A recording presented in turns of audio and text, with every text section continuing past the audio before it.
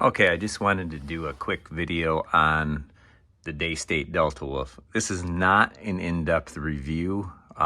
This is actually something completely different that I've never seen addressed before. I'll preface with the gun shoots great. I do love it, but there's a couple of big negatives that I want to point out that aren't addressed. You don't see them in other videos and maybe that'll help you make your decision.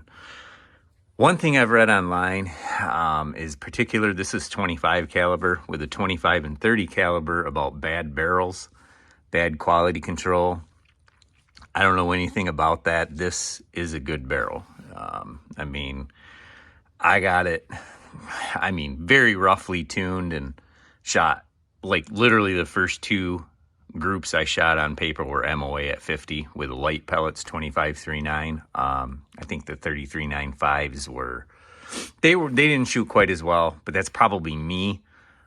They were more like 3/4 of an inch at 50 yards. But like I said, that's probably me. It's easier to shoot MOA at 43 or 44 foot-pounds versus 63. There's just more kick in the gun and it's harder to be precise. So anyway, the barrel is good. Okay, the first negative thing I will say is, of course, you can cycle your switch to turn the gun on. We'll kind of get a close up in on here, and you will see that in a second it's going to turn off. And gee, why is that? Because you kind of have to have it set that way if you care about your battery. I'll show you again in a minute. And this is my first, it's more of a minor nuisance, but basically, to cut to the chase, there's no off switch on this gun. How these engineers can pack this with too much all the technology that's in it, and it slips their mind to put a convenient way to turn it off. It's mind-boggling. It's a minor annoyance, but it gets under my skin so much, more than it should, because how do you even do this? It's stupid. So basically, this is what you have to do so you don't kill your battery. Every time you turn it on, open the bolt,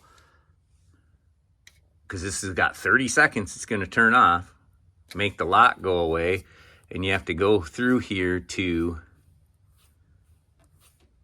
your auto power off time, because this is the only way to shut this stupid gun off. 30 seconds. Obviously, if you're hunting or something, you're going to want to set it to one of these longer times. I'll just set it to 30 minutes right now. Boom. That way it won't shut off while I'm using it. If you go down range or you're walking around in the woods, check tire, this stupid thing won't time out. There's no other way to shut this gun off. Idiotic.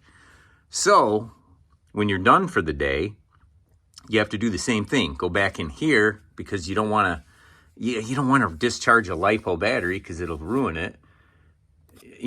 Before you put it away, I always go to back here to the auto power time off. Now, which you would think this would be a backup. There'd be an off switch, and this would just be a backup if you forgot to turn the gun off. No, this is how you turn it off. Just like I said, it bugs me more than it should, but it's stupid, Daystate, stupid. So reset it to that. That way, when you put it in the safe, it'll shut off and won't run your battery down. And then, of course, the next time you get it out to use it, guess what? It's on 30 seconds. You got to go in and change it. So when you start your shooting session, you got to change it. When you put it away, you got to change it. Idiotic and dumb. The other thing is, when you go to this advanced shot setting and you're making your own tunes per se, and we can recall a set. I'm guessing that's what I'm on. It's a 25 grain tune. Okay, and here, you have your voltage, your dwell time and the reg pressure and all of that. And let's say you shoot it and it's not quite right. You want to adjust it. Now, as far as user convenience, it would be good to come back into here and just be able to edit that. But you can't do that. You have to delete it, delete that or make a new one. I mean, generally I don't want 100 of them in there. So, oh, forgot. I put it on 30 seconds. So you can't edit it. So you have to delete it, put the new parameters in there, rename it, try it, shoot it. And it's basically when you're trying to fine tune a little bit up and down, finding that perfect tune, you have to delete it each and every time and make a new one. Dumb. And my understanding is you can buy a programmer from Daystate. I think that alleviates that. But I mean, so they make it non-convenient. So you'll spend $100 and some on their programmer. I mean, it's just dumb. Two biggest negatives, that and how you shut the gun off. Other than that, it shoots great. It's pretty cool. I will say I personally don't use the factory tune. It works. I mean, granted, it works. I think it's a little gimmicky, though, because the computer's always searching for that speed that you set it at, and it's not nearly as consistent. If you work with the advanced shot setting and work with a tune, you'll just get a lot more consistent performance using that. I mean, if it's something, you throw a new pellet in there and it's something really quick, you can use the factory. But again, it works, but it's a little gimmicky. You won't get, anywhere near the shot-to-shot consistent speed that you will in the other mode. But anyway, just a short one with a couple of negatives. Like I say, overall positive.